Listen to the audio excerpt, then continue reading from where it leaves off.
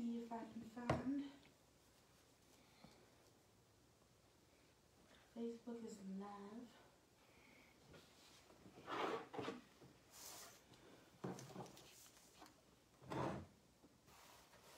Okay. We are officially live. Woo! So those of you who are maybe going to join in, or maybe you're watching this later, hello, and welcome back to the live version of Missional Mindsets. Feels like it's been forever since we were live together. That's mostly because if you watched the videos the last couple weeks, I was in Florida having a good old time down in the sun, wearing my flip-flops. But we're back. I've got my mom here in person with us tonight, and a few of you are watching.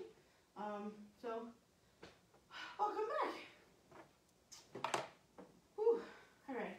Just want to open up with a quick word of prayer just to kind of get us all started, see if anyone else joins in. So we'll go ahead and start with a word of prayer. Dear God, thank you for this wonderful opportunity for us to be together, whether in person here or on Facebook or even later in the week on Facebook. Just want to thank you for giving us this chance to come together, not only for fellowship, but also for a chance to learn a little bit more about, how you interact with us, how you communicate with us, and how you, gift us to do your work here on earth, and learning about not only what those gifts are in us, but also how they are best used and how we can use them here in your church. So I just want to thank you for that opportunity. Thank you for everyone who's joining us, and I want to bless them for the rest of the week. And then just ask that you be with us for the rest of this video as well as our next class in a couple weeks, and beyond that. And in your name we pray, amen. Sorry, my mouth got a little dry there. Alrighty, well, for those of you who have been following along, we started off by, giving a little introduction to what spiritual gifts were a couple of weeks ago, or maybe like a month ago. And then we dove into what our personalities and passions were. And then the last 2 weeks while I was gone, you guys got the chance to take a little time to kind of take the assessment tests or the quizzes to actually find out what your spiritual gifts were, as well as your personality types and your passions. And for those of you who were able to do that, I know some of you were able to comment on the videos and share with everyone what your gifts were and what your types were, which was awesome. If you haven't got that chance to do that yet, you can always go back to those videos. You can always, do those tests and comment. No problem. But tonight, we're going to be focusing on those of you who, posted your guys' gifts.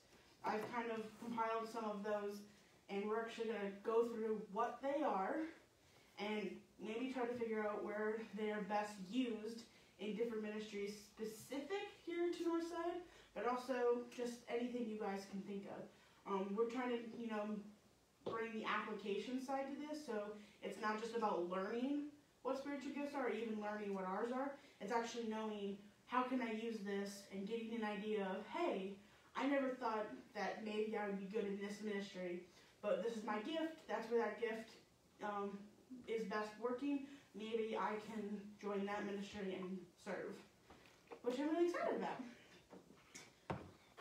So, we'll do a quick little review just about what spiritual gifts are. Just a reminder that spiritual gifts are a freely given gift of grace for deliverance or salvation that comes from the Spirit of God and is to be used for God and others. One of the reasons, we're emphasizing the service idea and where, your gifts best serve is because these aren't just gifts given to you to better your relationship with God. They're not just, gifts given so that you can be a better version of yourself. They're also given so that you can use them for the benefit of other people, so that you can, engage with other people in unique ways, and so that when we come together collectively, we are able to share the gospel and share the message to everyone, no matter what that entails. Maybe that requires people to give for that. It requires people to organize it. It requires people to actually participate in it. It requires people to do it here and overseas or in other communities and cultures. It requires so many different things, and we're all differently equipped to handle those things. And that's why service is such a good and necessary part of understanding spiritual gifts.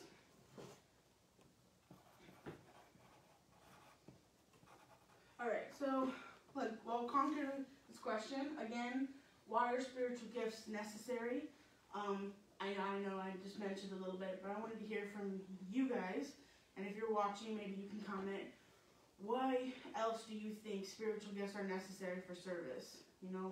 What is it about them that makes service, happen?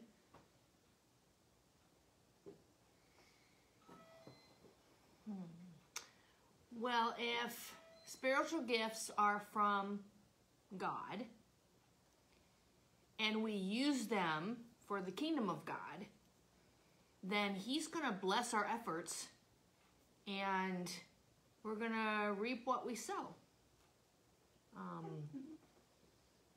If God's hand is in the service and in you, and you are being used by God for His service, then it's going to be fruitful.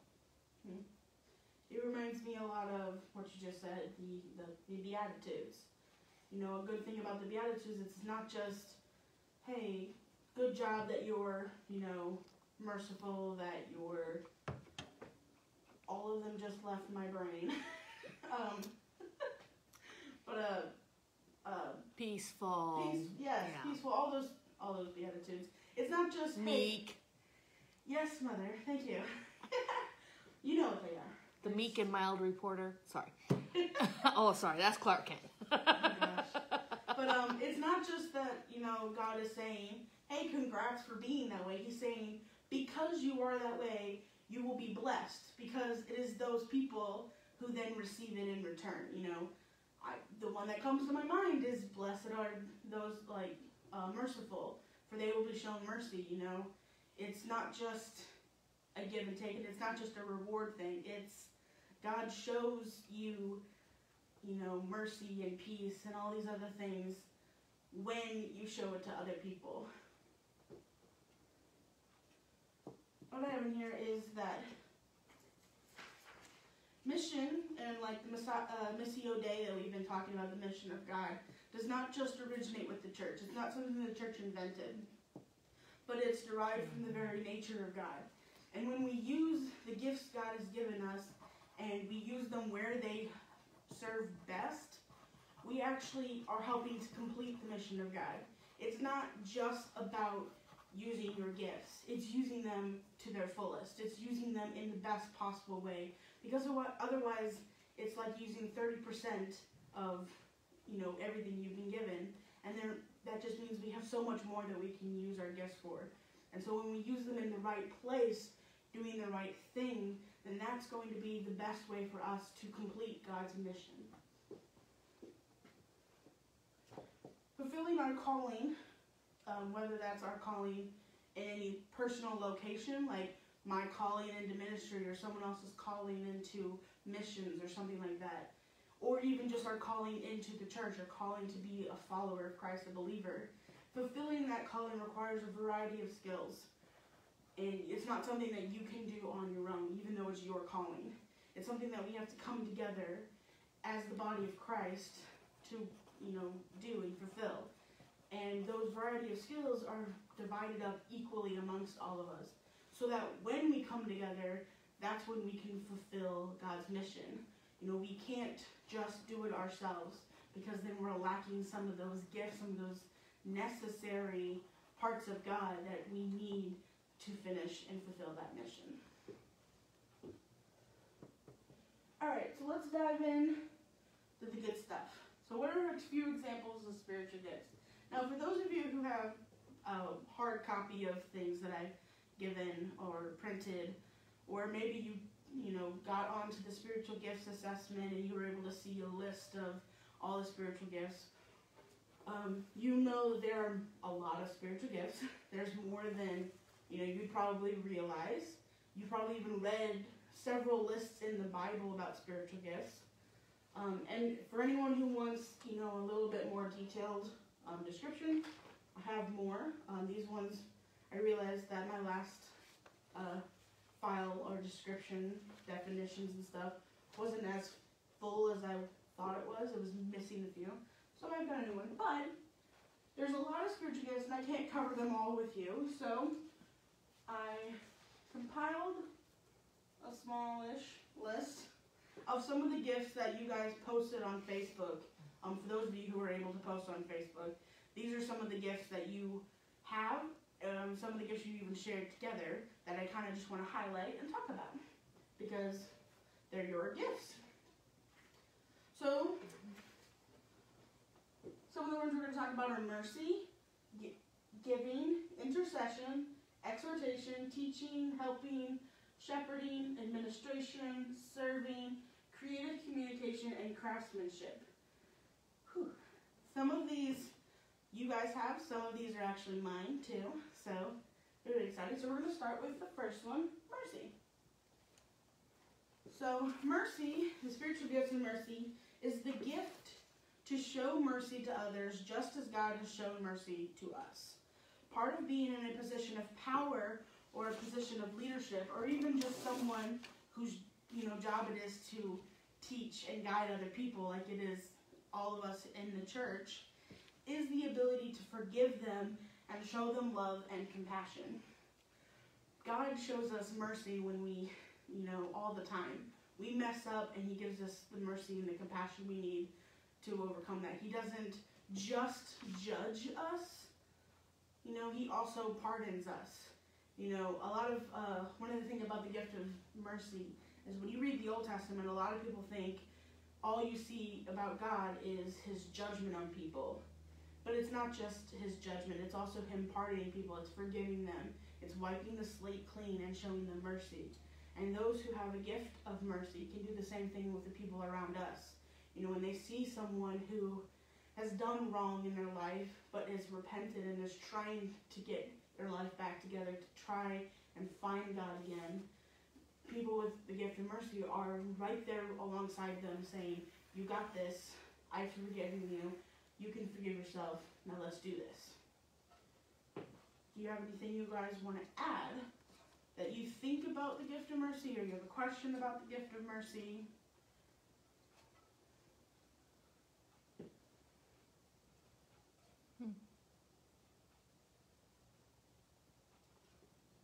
No? Alright, let's move on. Actually, let's not move on. The gift of mercy. Let's try to figure out where it best fits in. So if this is the definition of mercy, where do you think this gift is best served at in the church? Specifically, we can think about Northside. What kind of ministries do you think someone with the gift of mercy might best, be able to minister, might best be able to serve?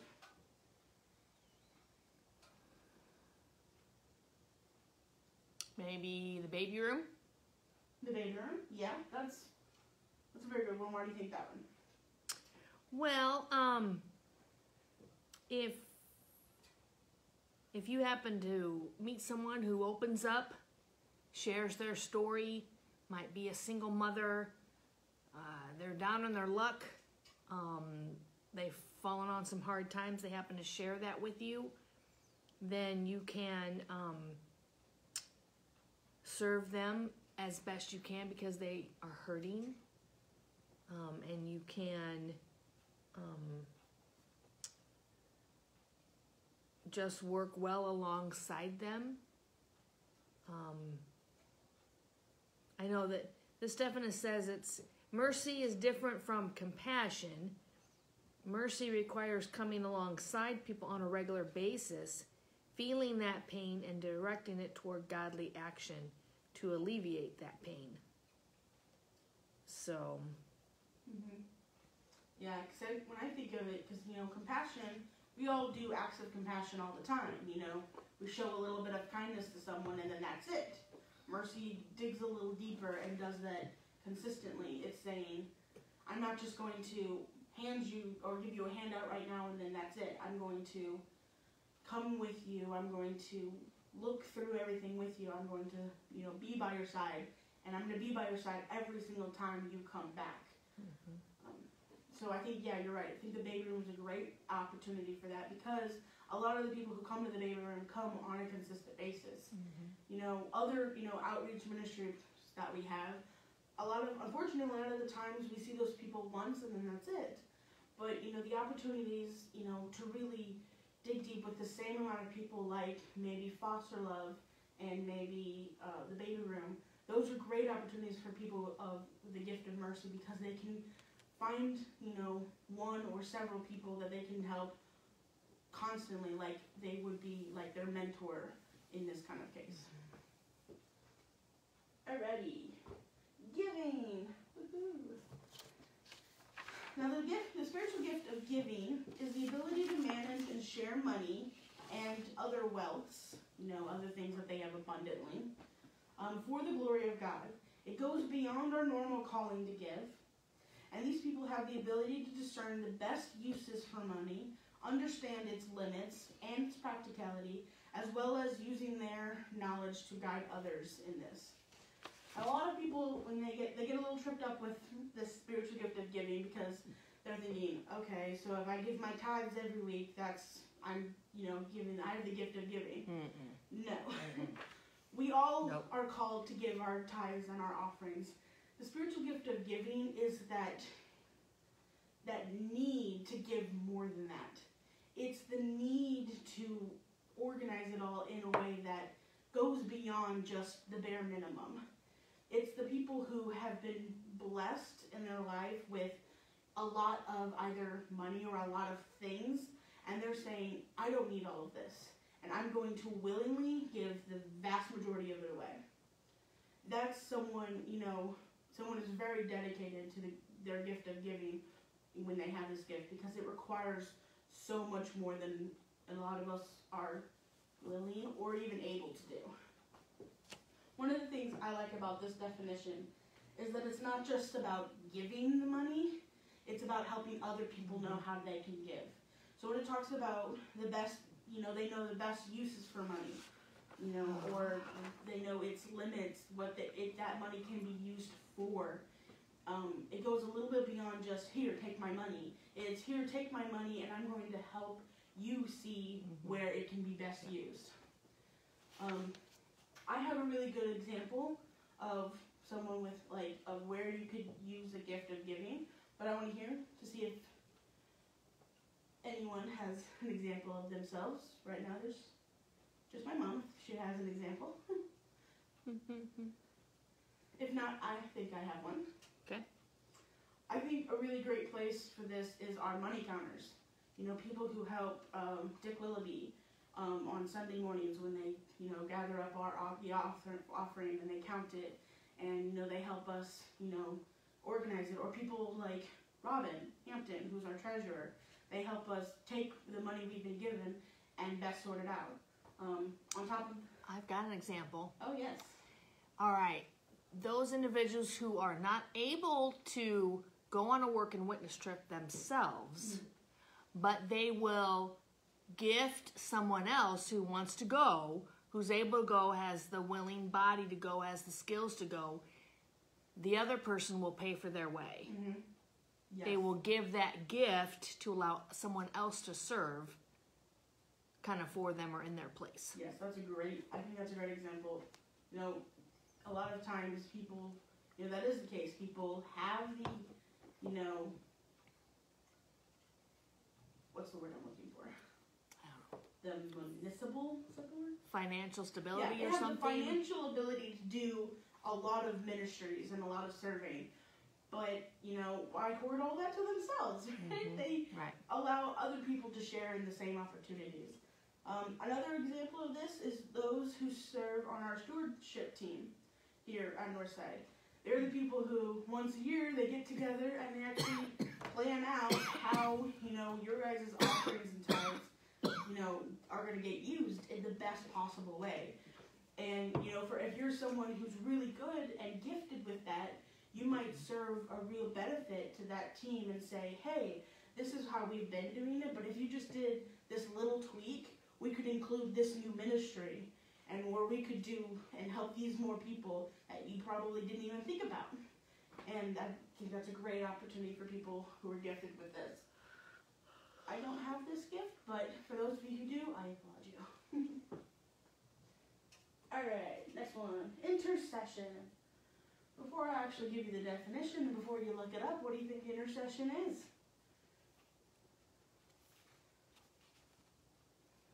No?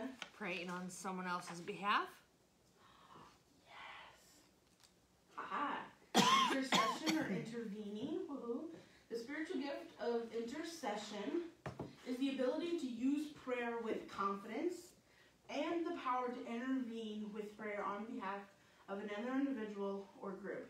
This is basically the gift of prayer. That's what this one means. We all pray. We're all, called to pray. We use prayer to grow spiritually, but there are some people who have been given a little bit more from God, and they're gifted with this absolute need to pray for people.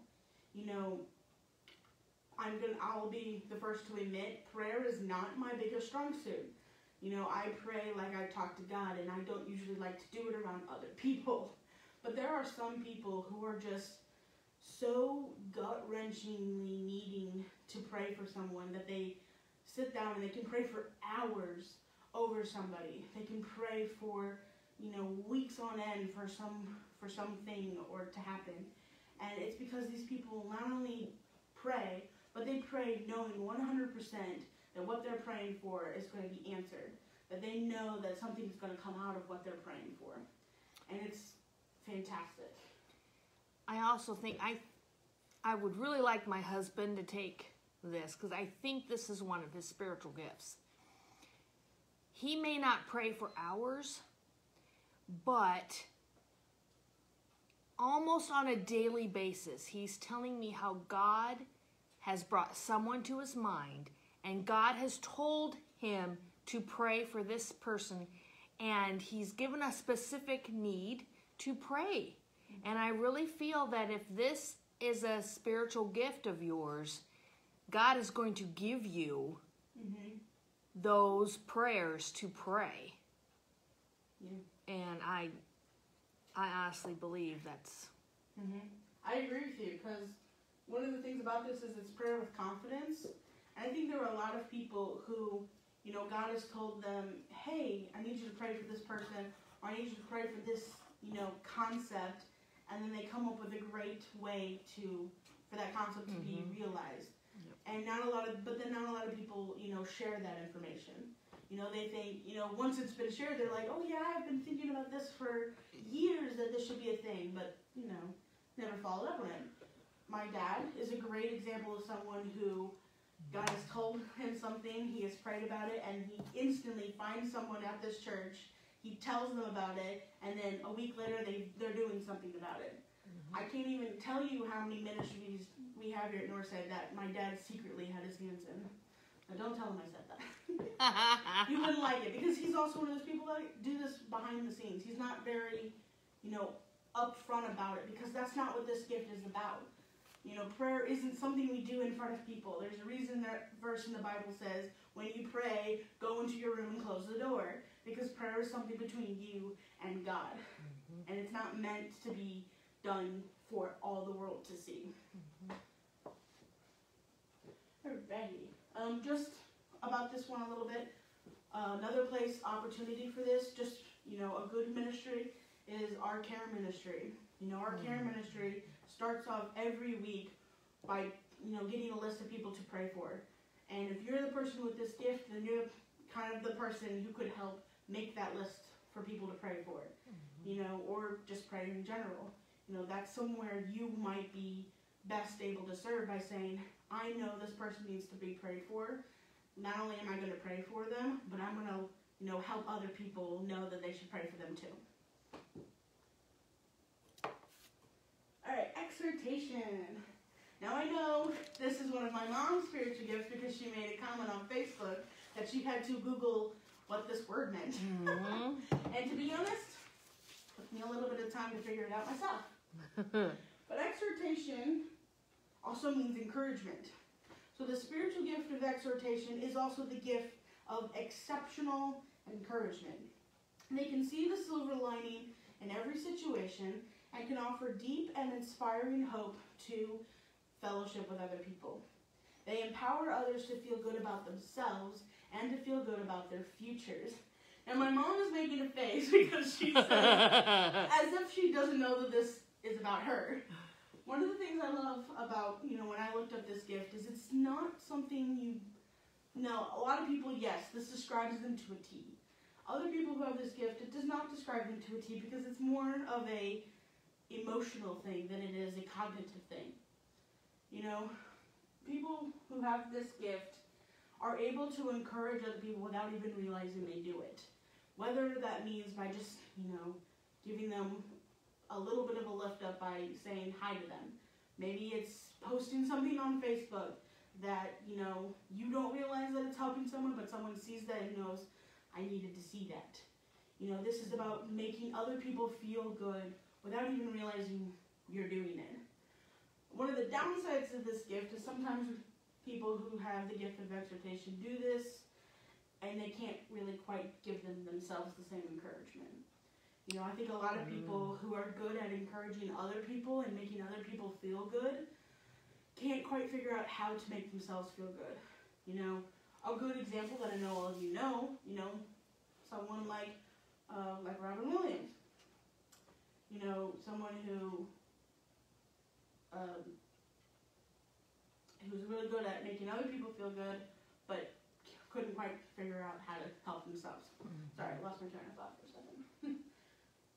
But since you have this gift, Mom, what do you think about this? Well, I'll be the first to admit I don't always see the silver lining in every situation. But I have been able to just remind people that God's hand is in their situation and maybe steer them towards just being able to rely on God and asking God for the answer to that situation. I do enjoy helping other people feel good about themselves. And it is very true that I don't always do that to myself. So, yeah. All right, so can you think of any ministries that this gift might best serve?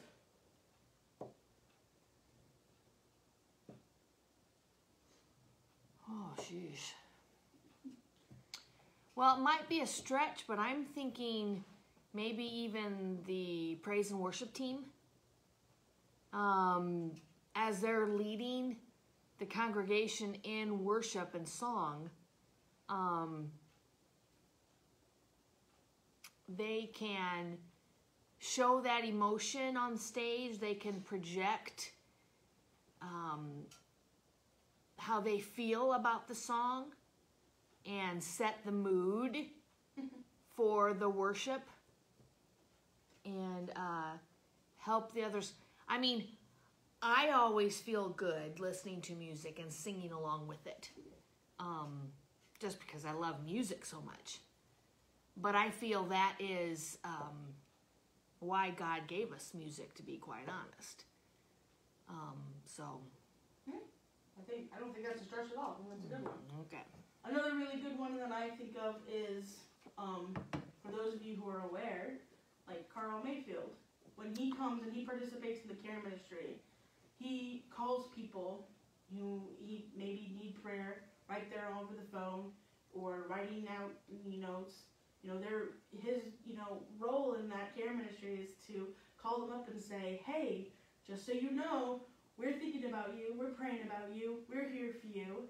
And I don't know about you, and if you've ever gotten one of those calls, but I get those voicemails that I listen to a little bit later, and I needed that. I needed to be like, you know what, my church family is thinking about me, and that is encouraging me, and it makes me feel good. So doing something like that, even if it's not here in the care ministry, maybe it's just when you're, on your free time, thinking, hey, you know what, I think this person needs a little bit of encouragement. Let me give them a quick call, or let me text them, or let me send them something that might just brighten their day a little bit and help them get on and move forward with whatever it is that's going on in their life. Alrighty, the big one. Teaching. Now the gift of teaching it's very interesting. A lot of people think they have the gift of teaching, which may or may not be true. But to be honest, not everyone does have the gift of teaching. Sometimes we have different gifts that are very similar to teaching that, can maybe get a little confused with that. But when it comes to the actual gift of teaching, the definition of it says that it is to bring scriptural and spiritual truths to others. Teaching witnesses the truth of Jesus Christ in various ways and helps others understand the complex realities of our faith. They reveal God's truth to others and are open to having it revealed to them. One of the things about teaching that is different than some of the other similar gifts is that this is a teach by example, is what this gift means. It's those who have experienced something or have studied the Bible and are able to take what they know, what they've learned, what they have done and seen, and show it to someone else.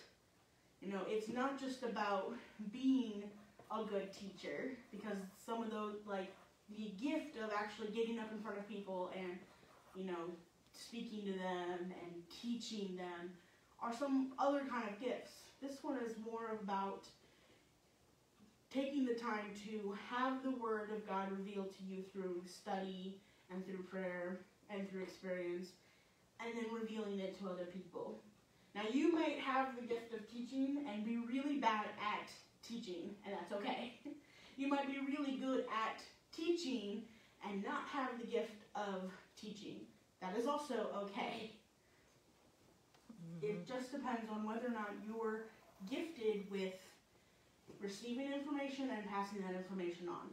That's kind of the quick way of putting it.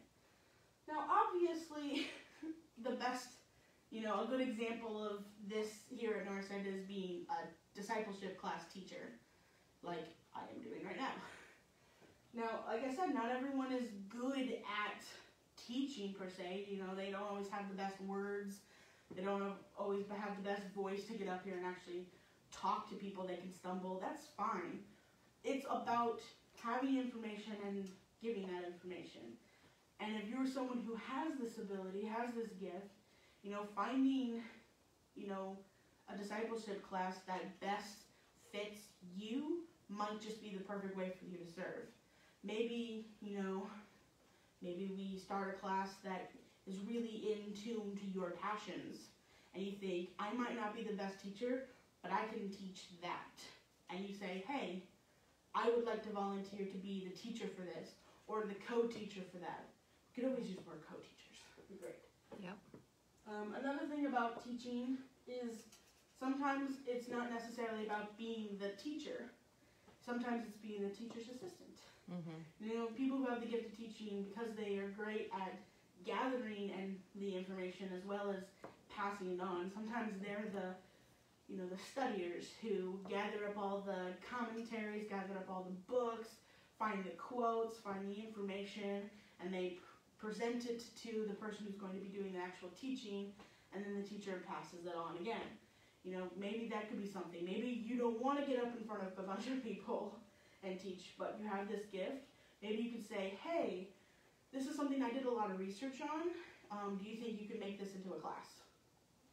Simple as that. Mm-hmm. Is there anything else? Well, I like that last sentence. They are open to having it revealed to them. I think that I always enjoyed teaching Sunday school for the children because I came to it obviously after praying about what God wanted me to share, but also asked God to teach me. And I went into the class with hey, you know what, in preparing for this class, I learned something new. And I shared that along with the class. Because I certainly would be the first to admit I don't know it all. And so I think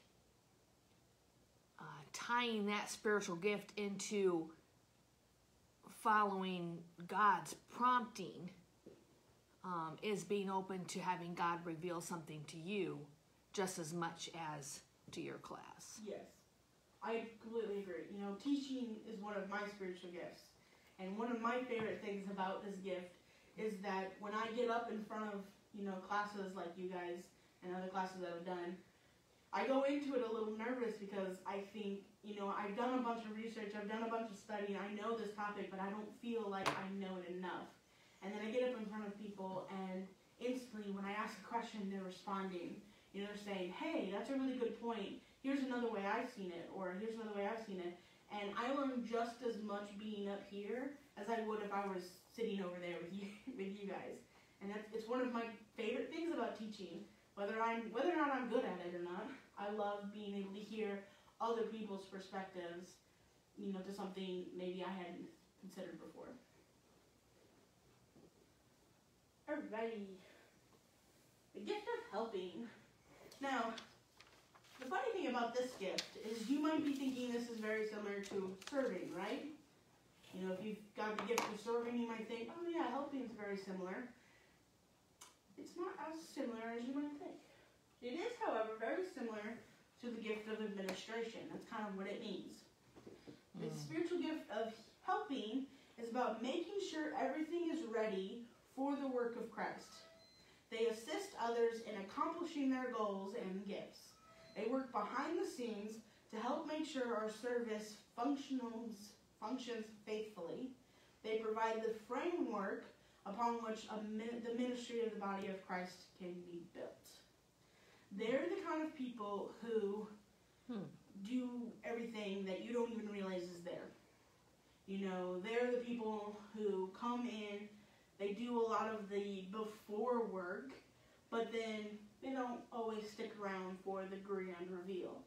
A really good example of this is people who help set up for VBS. VBS requires so much more than just coming during VBS and walking around with a group of kids that you have, or even leading one of the breakout groups or whatever we do.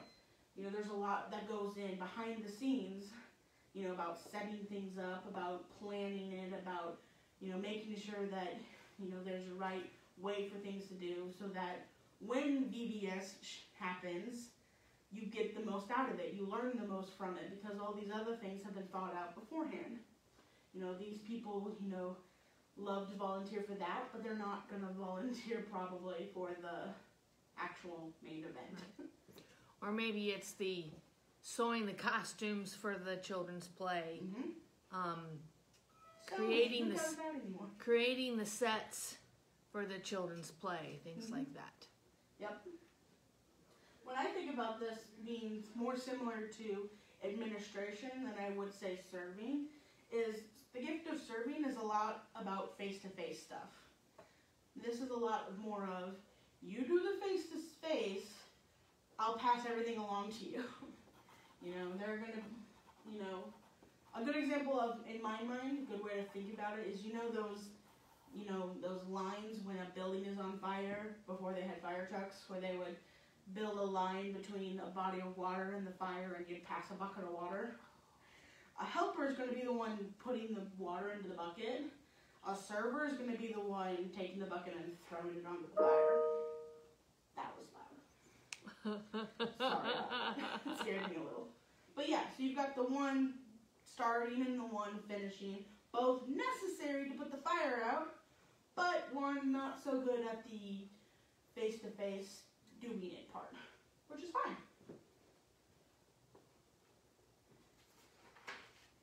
I think another, place that this gift comes in handy in a ministry is serving on the leadership team. A lot of, sometimes the people on our leadership team, they're not always the people who are gung-ho, I'm on the leadership team because I'm the one who's going to do it.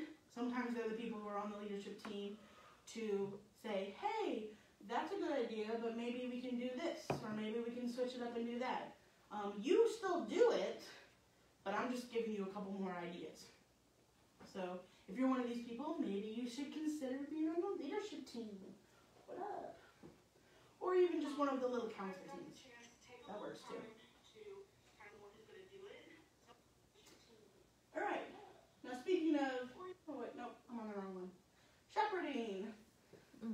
Shepherding is one of those weird ones because you look at it and you think, okay, I think I know what this means, but I might not be completely positive about it. So what do you think shepherding is related to? Taking care of people. Sort of. I don't know. Think about a shepherd. Yeah. Who are, taking their flock from point A to point B. They're guiding. Oh. Aha, yes. Shepherding is the gift of guidance. A lot of pastors have the gift of shepherding because they're, good at using, the message in the scriptures to guide people certain directions. But shepherds nurture others in their faith and provide a mentoring relationship to others who are both new to their faith as well as those who are still growing in their faith. They provide spiritual direction and guidance through personal experiences as well as a faithful learning environment. So, obviously a pastor is a good example of this, but not everyone is called to be a pastor. There's a lot more involved in being a pastor than, just guiding people. So, places here at Northside where you might be able to use, your shepherding abilities, I think, is in some kind of a mentoring role. We don't have a lot of mentoring ministries here, but that doesn't mean you can't start one. Perhaps you start a intergenerational mentorship where you're, as maybe an older person, connect with a younger one and guide them in their spiritual journey. Maybe you're part of the women's ministry and you connect two different women together in a mentoring way. People who have this gift are really good at coming alongside someone and helping guide them through, life's twists and turns. They're shepherding them from point A to point B, and helping them along while they work out what all of this is in their lives. Do you have anything else you think about it?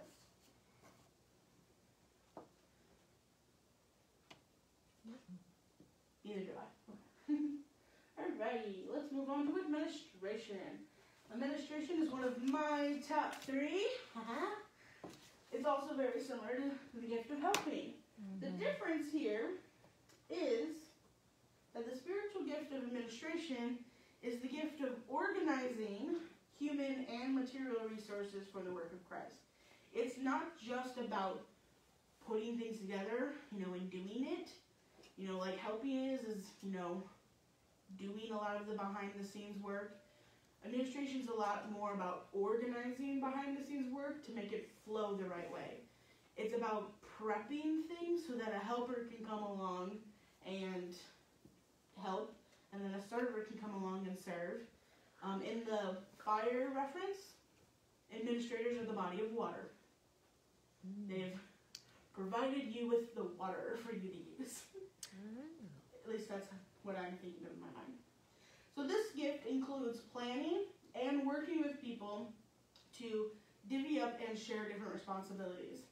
They also help track progress and effectively get things done.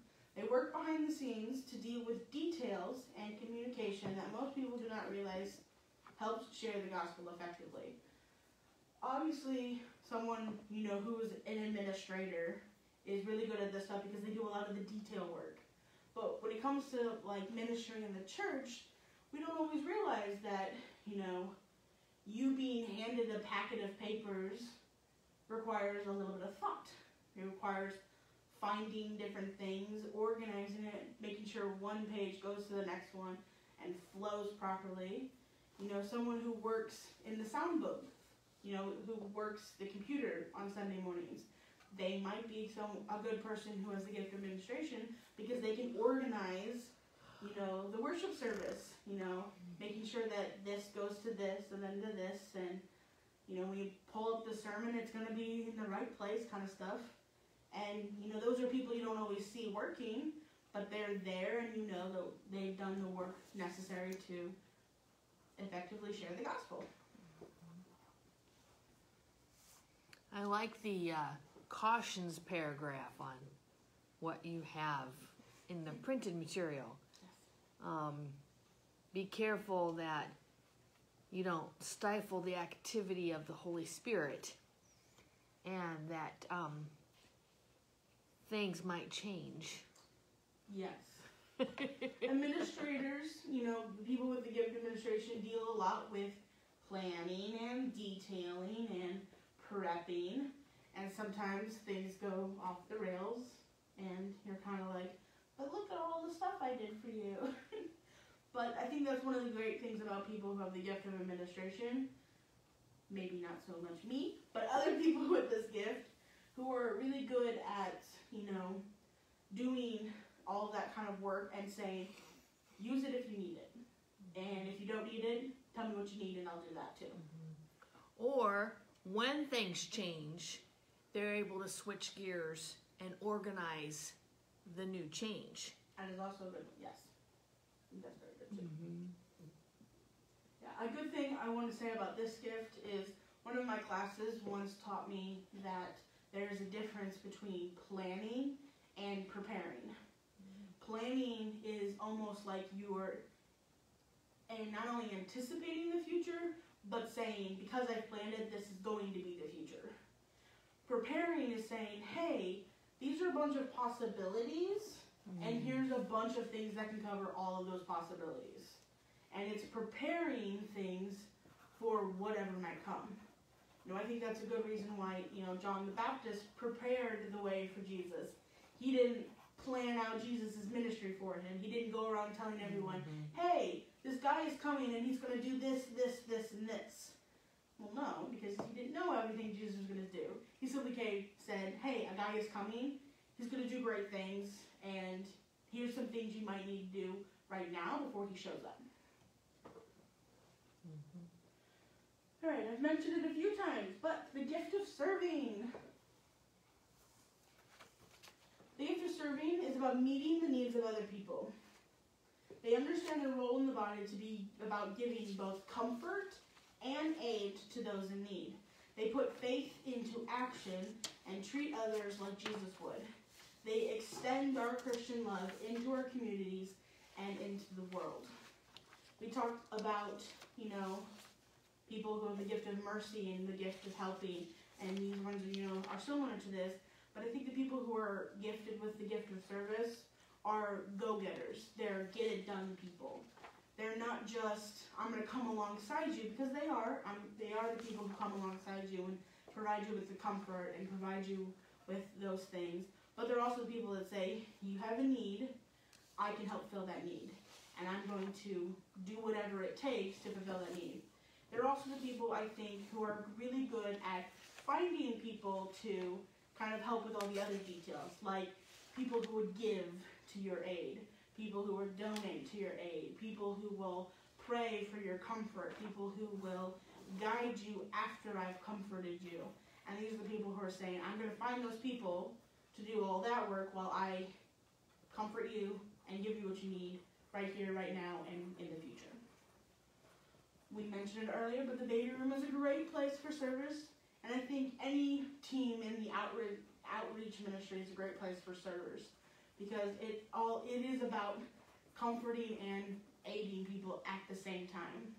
A lot of people are really good at aiding people, and a lot of people are good at comforting people, but not everyone is good at doing them together, which I think is a really good, important thing to highlight about people with the gift of serving.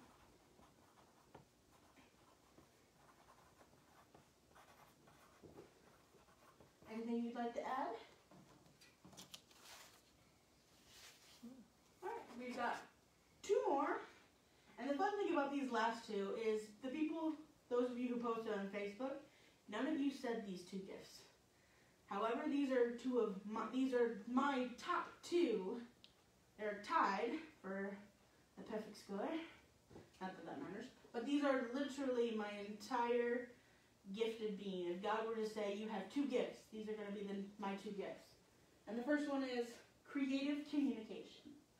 Oh yeah, it's a fun one. The spiritual gift of creative communication is the ability to communicate God's word through a variety of art forms, whether that be writing, speaking, art, drama, or anything else you can think of.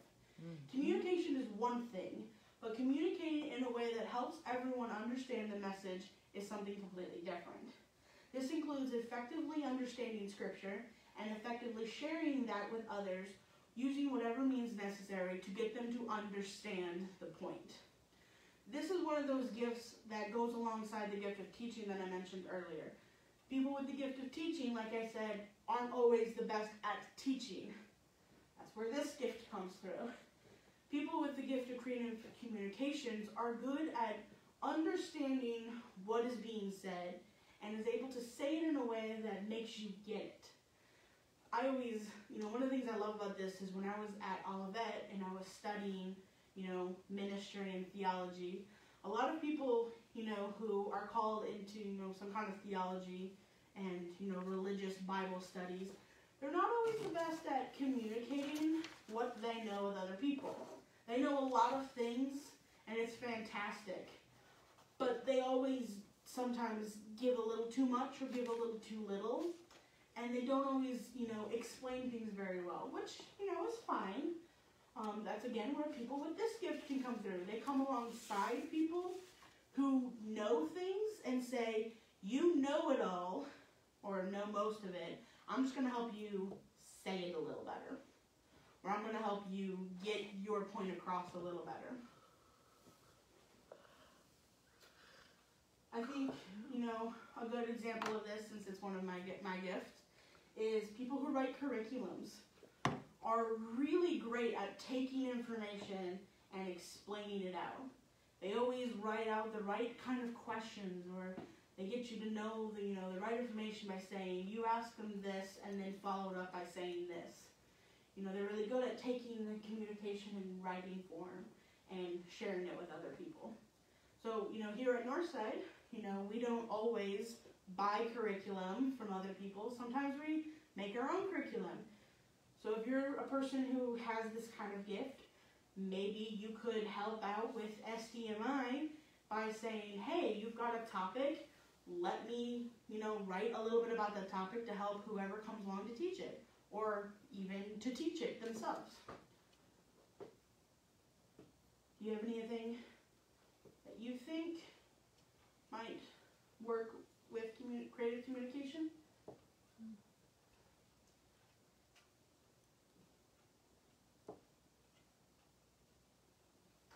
I personally think this is a great one for not only in-person kind of stuff, but a lot of behind-the-scenes action too. Especially if you're someone who works with, let's say, the Kingdom Kids, and maybe you're on the Children's Council. Maybe you're the type of person that says, this is what you want to go through. Maybe here's a really cool way of explaining that, especially to kids. Kids love things to be creatively taught to them because, they don't want to just listen to someone talk all the time. That's boring. Kids need a little bit more fun, a little bit more arts, a little bit more creativity. And if you're someone like this, working maybe behind the scenes with the Kingdom Kids is your area too. All right.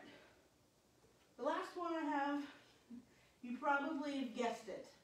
I'm an artist, right? We've got the gift of craftsmanship. Haha.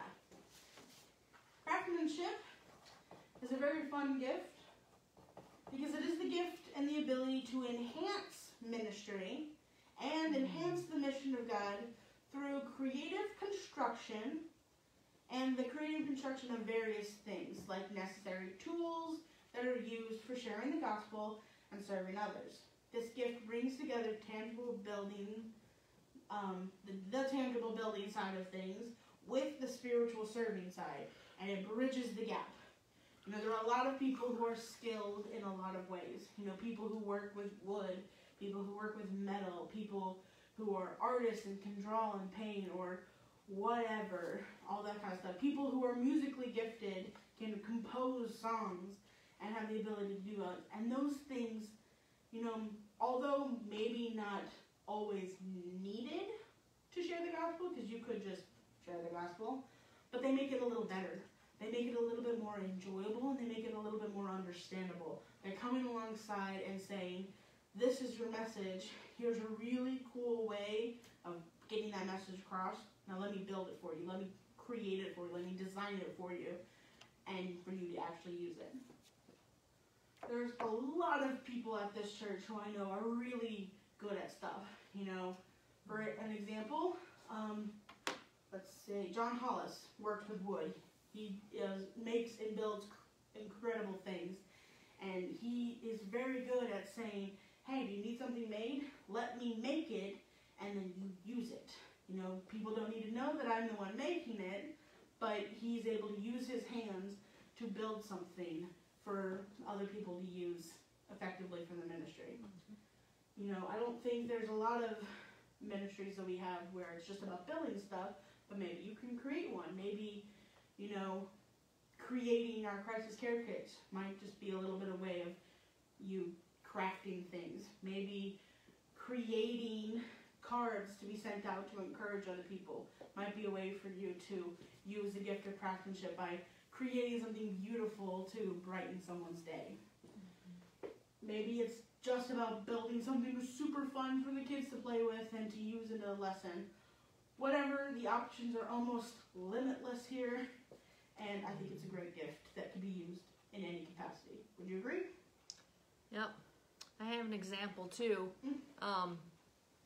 Anybody who watches this later, if they remember my grandpa, Reverend Linder, he was a craftsman, and yes, he would build things, but he was also creative, and he liked using magic when he gave his sermons, especially when he retired as a pastor and became an evangelist, and he did revivals. But he would think of a magic trick, he would build it, he would then use it as the example of the point he was trying to get across in his sermon. The object lesson of his sermon he gave first with a visual aid in that magic trick. And I wish I had recordings and videos. If there was video back then, I would have loved to have videotaped some of his sermons with some of his magic tricks. Just, I've never seen anybody do that since him. I'm sure there are people out there, but it was just a way that he used that spiritual gift as part of his ministry. Mm-hmm. I think you brought up a good point also that these last two work really well together as well. You know, sometimes, and not always, the people who have this gift also are really gifted with knowing how to use it, you know, especially, and people who have the gift of like creative communication not only can create in their mind what they want to do, but they can go along, they can also build it. Now, sometimes they're also separate, you know, just because you can creatively think of something doesn't necessarily mean you know how to build it. And just because you can build someone else's thoughts doesn't mean you can design it the same way yourself. But when working in tandem together, they're able to, you know, accomplish each other's goals. one builds, one designs, and that's where you can come together and work with someone else to create fantastic things. Alrighty, so if you're a craftsman, find yourself a creative communicator. If you're a creative communicator, find yourself a craftsman. Work with them. Alright, so those are all the gifts that I have prepared for today.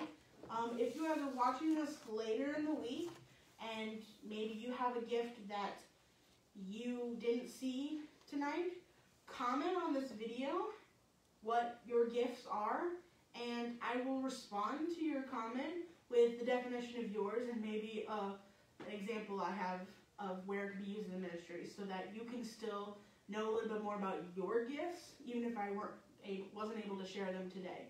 If I was able to share your gifts, I hope you were able to get something out of it, and I hope maybe you learned a little bit about where you could minister here that maybe you didn't think of before. And if you have an example that none of us thought of, comment it as well and say, hey, I have this gift and I think it's really good used here, so that if someone else has the same gift as you, they can see that and go, oh, I'd like to minister with that too. Thank you guys for watching this whenever you guys get the chance to. We're not going to have a class next week because, next week is Ash Wednesday and it's the start of Lent. So we're going to take a little bit of a break next week for people to prepare for Lent and start, the season of Lent. And then we're going to come back for one last class in 2 weeks, so on the 25th, I think is what the date is. Thursday the 25th. We're going to have one last class where we're going to do similar to what we did tonight, but we're going to be focusing on your personality types and your passions and finding out where those best fit in. So if you haven't yet, commented what your, personality type is or what some of your passions are, I encourage you to go back to last week's video and comment on there, or comment today, doesn't matter, I'll find it somewhere. And let me know so that we can, talk about it a little bit, and I can share with you some of the things that, I think of, or you can share with me some of the things you think of. And until then, see you guys in 2 weeks. Bye!